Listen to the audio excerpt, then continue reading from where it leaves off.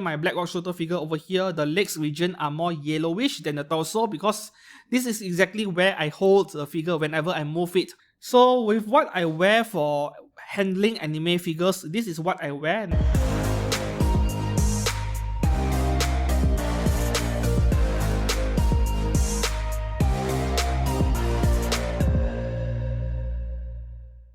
Hi and welcome back to the channel. I'm Steven.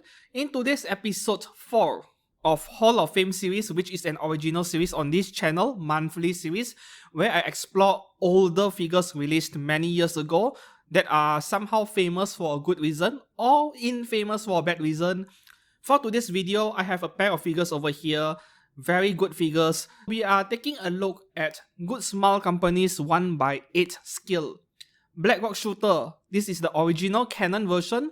She was released in mid-2009 for 9,800 yen. That was including a 5% Japanese tax back then. Nowadays it is 10%. And then she was re-released again a year later in late 2010. And in late 2010, this figure right here on my left was released together with this one. This was a cheaper option to those who could not afford a 9,800 yen figure. That was as high as it gets for scale figures back then.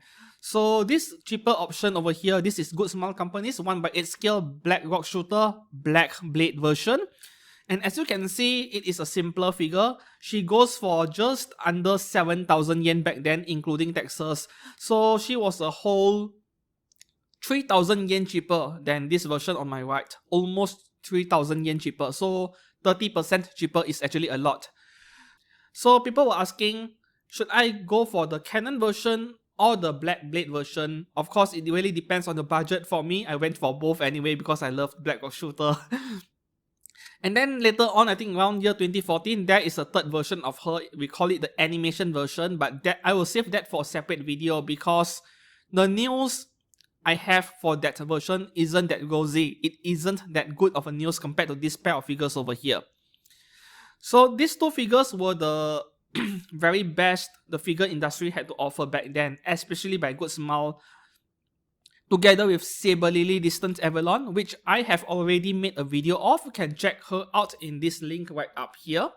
Saber Distant Avalon, that is a must-have for any Saber fan in my opinion.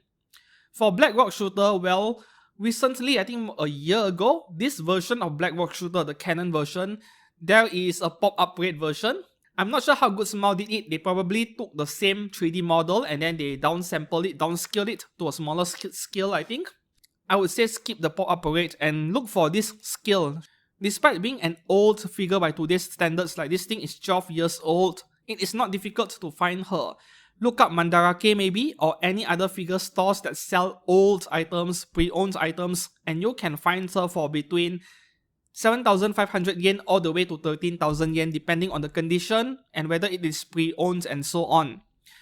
For even at the upper limit of 12 to 13,000 yen, this figure is still a good purchase, and there is only one factor that might stop you from buying her, and that is the age of the figure itself. More than 10 years old, being locked up in the box unopened, there is a risk where the figure might be sticky because plasticizer has seeped out from the figure and then it condenses on the surface. However, this Black Rock Shooter figure of mine over here, I have never displayed her on my shelf. I only displayed the Black Blade version. So my figure of BRS over here was being locked up in her box for years as well, and I just took her out from my storage earlier this morning to film it for today's video. And the figure is fine, there is nothing sticky about it. So I would say maybe it is not an issue with this Black Rock Shooter figure over here because sticky figures, they tend to be more common with Nendoroids and Figmas, less so for scale figures, yeah. And the one unique point about this scale figure of BRS has to be the base. This is a whole solid chunk of PVC, whole solid material. It is not hollow, it is very heavy, the base over here. This is something very unusual and very uncommon in today's scale figures, as figure companies, they look for ways to cut costs because material cost is increasing, figures are getting very expensive. The base of this figure alone makes it worth your attention, especially if you like Black Rock Shooter as a character. And based on my memory from years ago when I bought this figure, she was virtually flawless out of box. Naturally, now if you look at my videos, maybe there are some flaws on this figure, but they are probably user inflicted. This is a very old figure by now. And especially for this black blade version over here, you can see that the skin color on both of her thighs, her legs, they are a lot more yellowish than the torso. Yeah, this is the one issue I noticed with both versions of Black Rock Shooter figure. The skin color on the legs and the torso, the body is slightly different. However, on this Black Rock Shooter Black Blade version of mine on my left over here, the difference seems to be a bit more obvious, like the legs are visibly very yellow compared to the torso. Is this the yellowing of a figure, the yellowing of a material after so many years? Maybe? Why did I say maybe? The other reason where the legs are being more yellow than usual over here might be because of my own fault, where I handled or I touched a figure without wearing gloves. Ideally, whenever you handle anime figures, you should be wearing a pair of gloves because you don't want to leave behind stains on the figure, sweaty hands especially. So these stains you leave behind in the form of sweat will make a figure turn yellowish. Yeah, this is a superficial stain, but it happens. It explains why my Black Rock Shooter figure over here, the legs region are more yellowish than the torso, because this is exactly where I hold the figure whenever I move it or I use it for photography. So with what I wear for handling anime figures, this is what I wear, nitrile gloves. Nitrile gloves, they are blue color, they are non-latex and non-powdered, so they don't really contain much, if any, allergens. If you have skin sensitivity, you are allergic to many materials or even latex itself, this is what you should go for. They are very comfortable as well. The reason why I use nitrile glove even though I don't have any allergies is because nitrile gloves are what you should wear if you manage resin. Yeah, I do 3D printing with resin, and resin is a very toxic material that even latex gloves will not be enough, so I go for nitrile gloves. If you noticed in my Soji Okita's unboxing video I published last week, I was grabbing a sheet of plastic to cover the figure's head before I remove it from the figure. That is exactly because I did not want to leave any stain on the figure and I wasn't wearing any gloves. Yeah, so this is one thing to watch out. Maybe wear gloves so that you don't end up like me over here with this figure of Black Rock Shooter.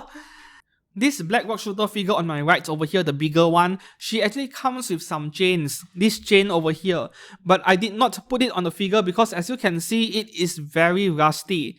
Yes, for some reason, even though the figure and this chain was being kept in the box for so many years untouched, it rusted away.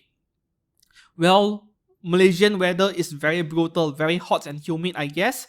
So this rusted chain is not really a problem. You can always buy a new chain. I have lots of chains anyway.